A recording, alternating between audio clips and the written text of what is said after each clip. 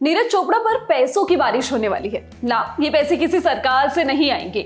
नीरज ये पैसे बनाने वाले हैं मार्केट से। मनी कंट्रोल की माने तो नीरज का ब्रांड एंडोर्समेंट पोर्टफोलियो इस साल 50% के आसपास ग्रो करने वाला है।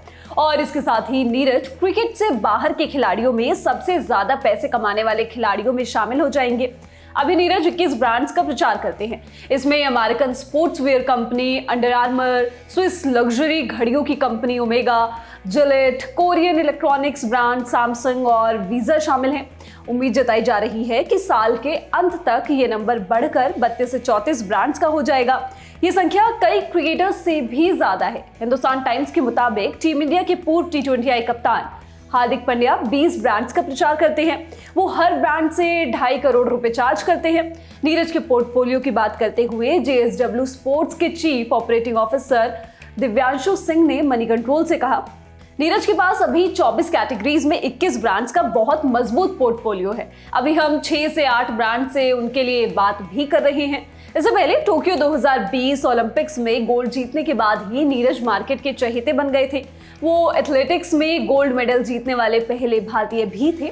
ओलंपिक्स के बाद उन्होंने वर्ल्ड चैंपियनशिप्स इत्यादि में भी मेडल्स जीते और लगातार मार्केट में छाए रहे। बीते साल तक नीरज की ब्रांड वैल्यू 29.6 मिलियन डॉलर यानी कि 2.5 अरब रुपए के आसपास थी, जबकि साल 2022 तक उनकी वैल्यू 26.5 मिलियन डॉलर थी। सिंह ने आगे कहा, उनकी एंडोर्समेंट फीस 40 से 50% बढ़ चुकी है। बीते साल तक वो लगभग सारे एंडोर्समेंट लगभग 3 करोड़ सालाना पर कर रहे थे। अब ये 4 से 4.5 जा सकती है। हमें तो यही ग्रोथ दिख रही है। नीरज के मामले में हम कहीं भी 1 साल की डील नहीं कर रहे हैं। उनकी सारी एंडोर्समेंट कई सालों की डील्स हैं, 2 से 3 साल कम से कम, क्योंकि वो सिर्फ 26 साल के हैं। उनके पास 2 ओलंपिक्स मेडल हैं। उनका पोर्टफोलियो इसलिए भी कमाल है क्योंकि इसमें ओमेगा, जिलेट, सैमसंग और वीजा जैसे कई ग्लोबल ब्रांड्स हैं। वो पहले भी इतिहास रच चुके थे, लेकिन सिल्वर जीतने के बाद उन्होंने खुद को भारत के सफल कमाल एथलीट्स के रूप में स्थापित कर लिया है। बता दें कि नीरज ने पेरिस ओलंपिक्स में सिल्वर मेडल जीता था।